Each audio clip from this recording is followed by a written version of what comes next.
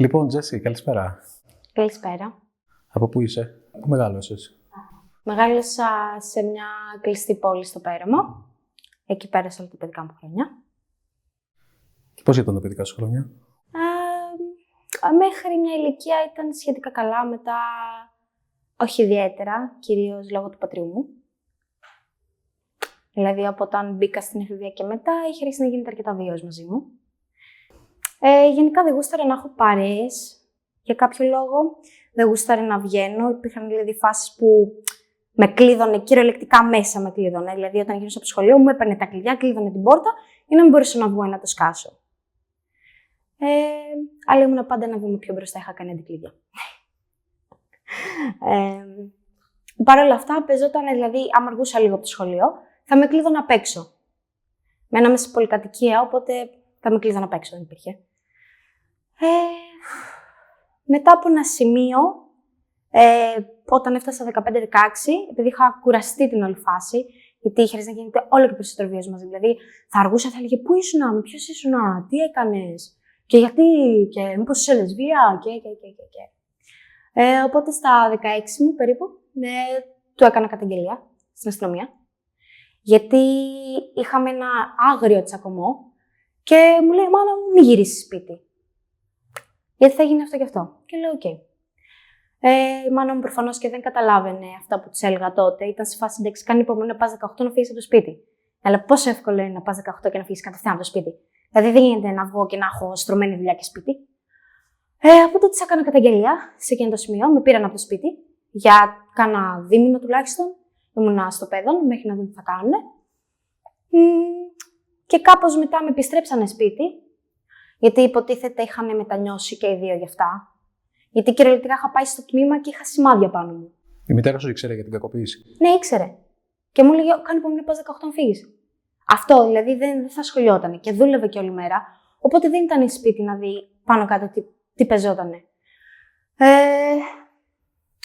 Μόλις έκανα την καταγγελία και αυτά, τρέχαμε στα δικαστήρια για τουλάχιστον κάνα χρόνο. Με πήγανε σπίτι.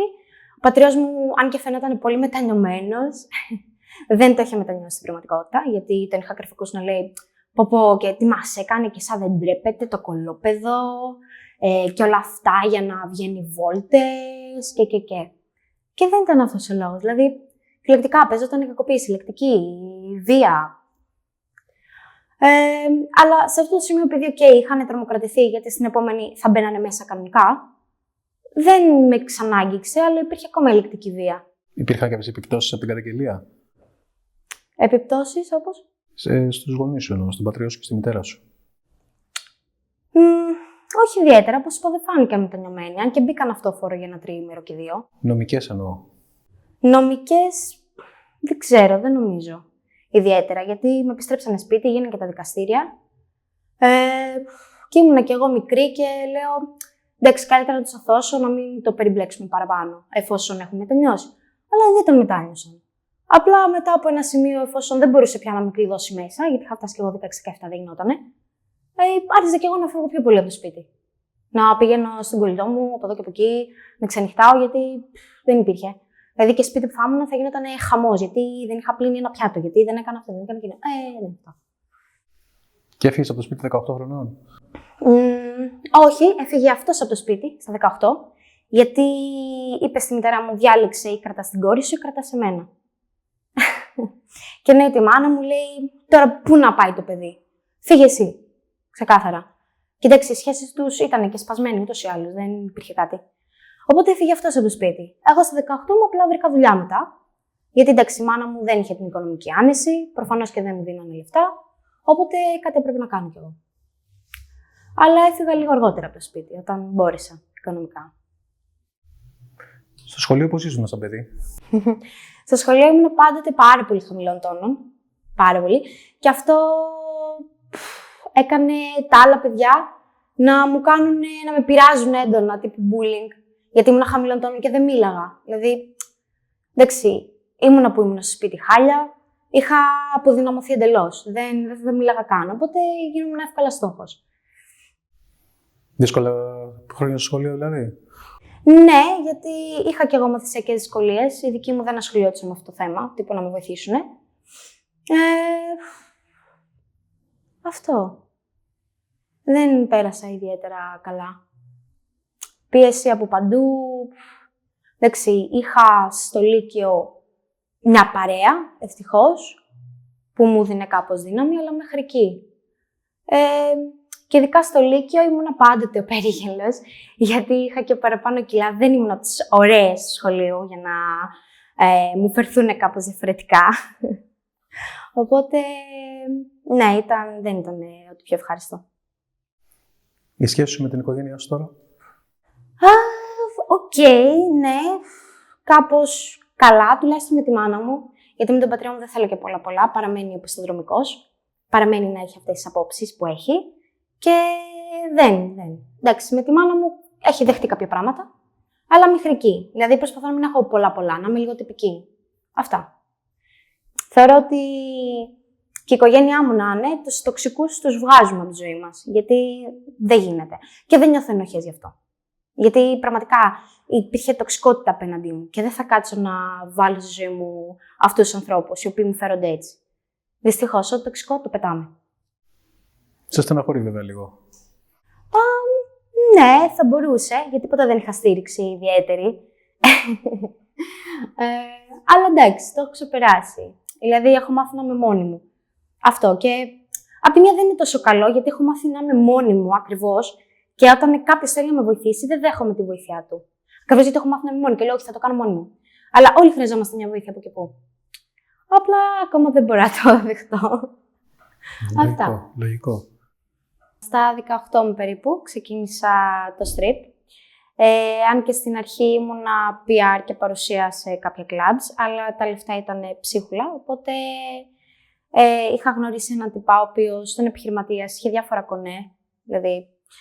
Και κάπως έτσι μπήκα, δεν ήταν εντεβάς μου, απλά μίλησε για μένα, πήγα με είδαν, τους άρεσα, αν και ήμουν αρκετά μικρή και μου το λέγανε και τα αφεντικά εκεί ότι ναι, αλλά είναι δύσκολα. Λέω ναι, το ξέρω.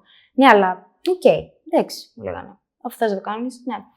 Εγώ δεν το είδα ως κάτι δύσκολο, γιατί μ' άρεσε. Δηλαδή, και ήξερα να χορεύω καλά και να μιλάω. Δηλαδή, μ' άρεσε να ψυχαγωγώ τους άλλους. Οπότε, μου βγήκε σε κάτι θετικό, έβγαζα λεφτά και ήμουνα πολύ πιο άνετη σε αυτό το κομμάτι. Του άρεσε ο χορός πάντα? Ναι, πάντα μου άρεσε ο χορός, η αλήθεια είναι. Αν και είμαι αυτοδίδακτη και πολλά που έχω μάθει μέχρι τώρα τα έχω μάθει μόνη μου. Και είναι κάτι πολύ ωραίο, δηλαδή μου αρέσει να είμαι δημιουργική, να φτιάχνω δικές μου χορογραφίες και αυτά. Αν και στο strip δεν παίζει πάντα ρόλο το αν ξέρεις να χορεύεις καλά, γιατί κι άλλες δεν ξέρω να χορεύουν καν και παρόλα αυτά έχουν full πελατεία. Πιο πολύ έχει και το πώς θα παρουσιαστεί στον άλλον, το μιλητικό κομμάτι. Θέλει κάπως προσέγγιση όλο αυτό. Ο χορός είναι απλά κάτι έξτρα. Πώς πάει το σκηνικό στο strip? Γενικά με τους πελάτες, με το show που κάνεις, πώς λειτουργεί? Υπάρχουν και έξτρα show, τύπου dildo show, τα οποία τα έκανα εννοείται, στα οποία παίρνεις και έξτρα λεφτά. Τώρα, όσον αφορά τους πελάτες, κάθεσαι λίγο μαζί τους, παρουσιάζεσαι, τους μιλάς λίγο και βλέπεις τι θέλουν, γιατί ενδιαφέρονται. Χορό, πριβέ, να σκεράσουν ένα ποτό. Τα ποτά που μας κερνάνε ουσιαστικά είναι κονσομασιόν.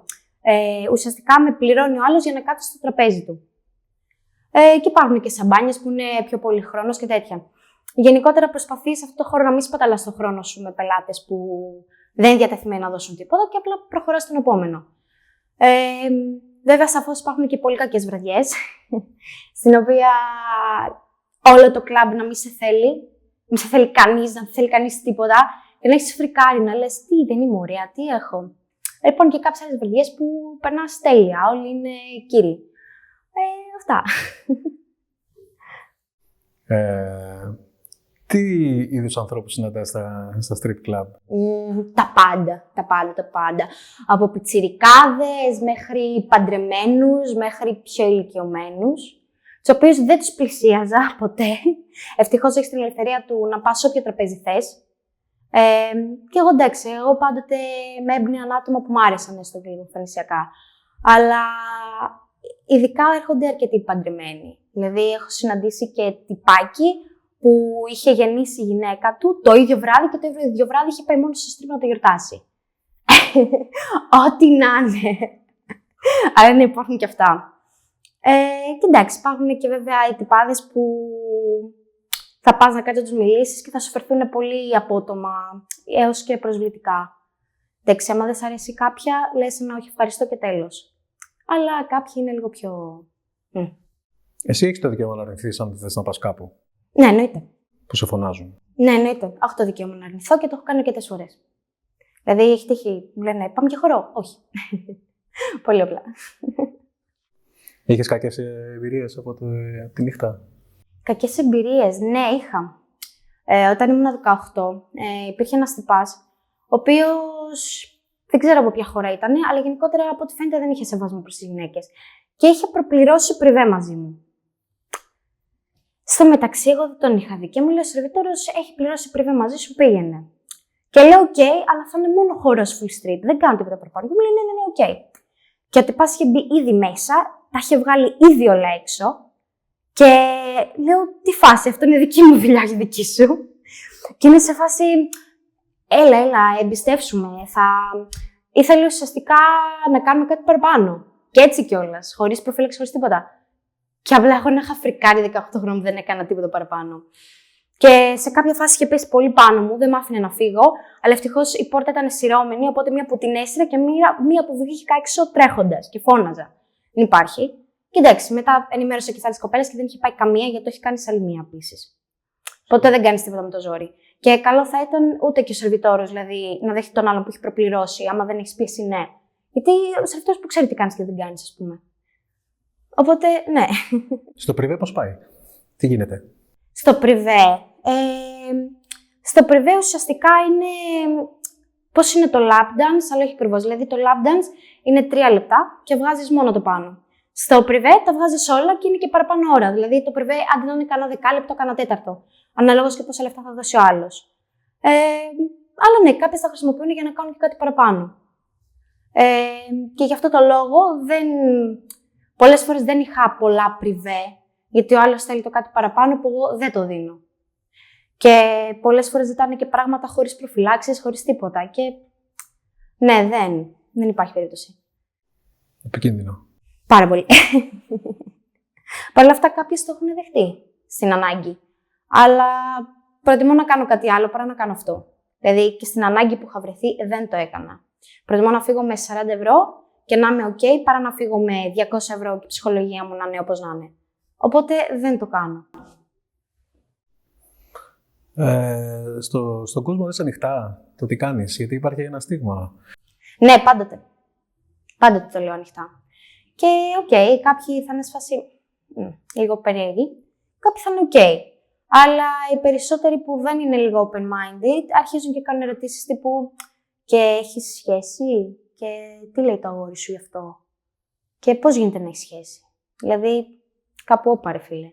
Το ότι κάνω αυτή τη δουλειά δεν σημαίνει ότι δεν μπορώ να έχω σχέση, ότι ο άλλος να με εμπιστεύεται. Πρέπει και ο άλλος να καταλάβει ότι είναι μια δουλειά και μέχρι εκεί.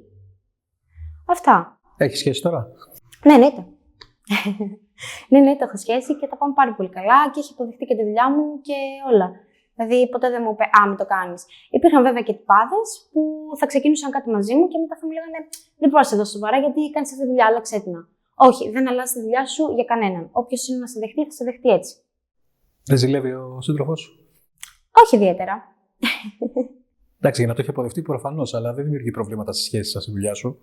Όχι, καμία. Ίσα-ίσα που είχε έρθει και ο πελάτης μου και με καίνε για ποτά. Ήταν έτσι πολύ. Δηλαδή και με έβλεπε χαλαρά. Μου έλεγε πήγαινε, κάνε χορούς, ξέρω εγώ, κάνε κάτι, βγάλε λεφτά. Είναι πολύ υποστηρικτικός. Αυτό πάνω απ' του είχε εμπιστοσύνη κιόλας. Ναι. Και ότι είσαι εντάξει εσύ μαζί του. Ναι, προφανώς. Για να σου είχε εμπιστοσύνη. Ναι, δεν θα έκανα κάτι που θα μπορούσε να τον πληγώσει. Δηλαδή, ξέρει ότι η δουλειά είναι δουλειά. Και σε αυτή τη δουλειά παίζουμε ένα ρόλο. Δηλαδή, το τι περσόνα έχω εκεί μέσα θα την έχω και εκεί έξω. Προφανώς. Οπότε ναι. Στην οικογένεια σου το έχεις πει για το strip? Ναι, το έχω πει. Και η αντίδραση ποια ήταν? Πρώτα το είπα στη μάνα μου, γιατί στην τότε φάση ο πατέρας μου είχε φύγει από το σπίτι. Και βασικά η μάνα μου το είχε καταλάβει μόνη της για κάποιο λόγο.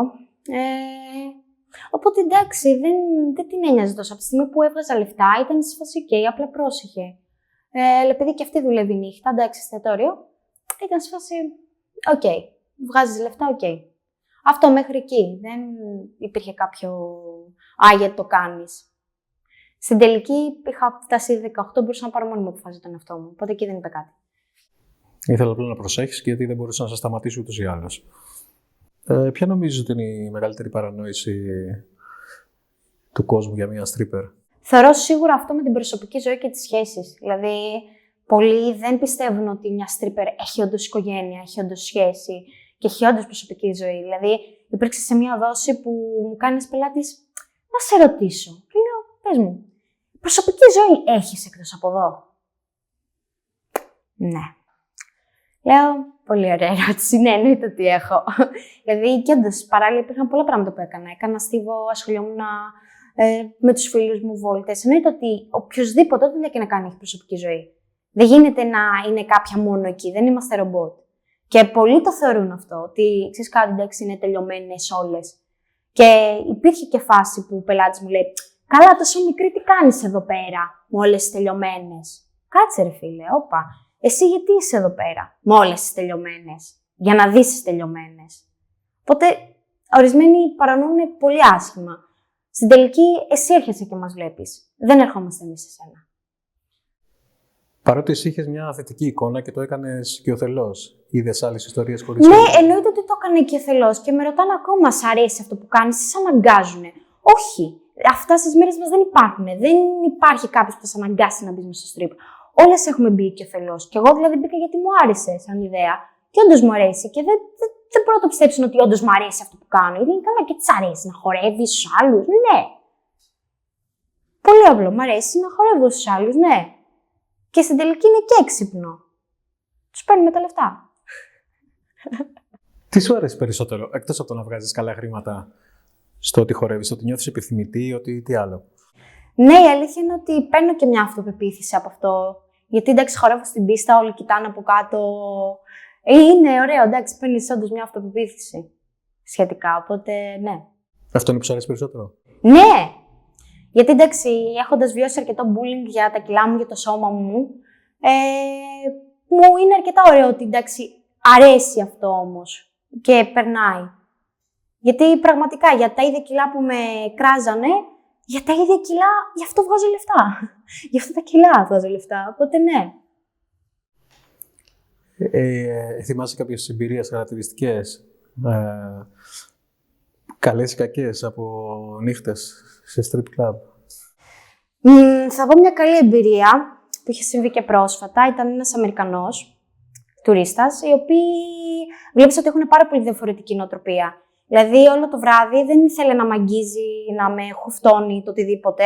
Απλά με κέρναγε ποτά, με κέρναγε σαμπάνιες και ήθελε απλά να είμαι στο τραπέζι του. Και ναι, έδωσε πάρα πολλά λεφτά εκείνο το βράδυ. Πάρα πολλά. Και ήμουν η μοναδική που είχε στο τραπέζι. Εντάξει, ένιωθα αρκετά ωραία. Γιατί δεν ήταν πιεστικός, ήταν και αυτό στην κοσμάρα του εντελώς. Και απλά πλήρωνε. Του έλεγα να πάρω αυτό, μου έλεγε ναι, πάρ' το. Ήταν πολύ ωραία. Και μου έλεγε και αυτός από πώς είναι τα strips στην Αμερική που δεν επιτρέπεται να αγγίζουν τις γυναίκες. Και ότι άμα δεν δώσουν και λεφτά και κάτσουν τζάμπα, μετά τους διώχνουν. Κάτι που στην Ελλάδα δυστυχώς δεν γίνεται αυτό. Γιατί και ακουμπάνε και πολλές φορές χωρίς τη θέλησή σου. Π.χ. ο άλλος να σε αγγίξει σε ένα μέρος που δεν θες να σε αγγίξει. Και από όλα αυτά να του λες όχι και να λέει έλα μωρέ, λίγο. Όχι, ούτε λίγο. Δηλαδή, πολλοί είναι αυτοί που δεν σέβονται. Αλλά λίγοι είναι αυτοί που θα σεβαστούν και είναι κύριοι. Και εντάξει, χαίρομαι που υπάρχουν έστω λίγοι άντρες που είναι κύριοι. Πού βλέπεις τον εαυτό σου σε 10 χρόνια από τώρα? Ποια είναι τα όνειρά σου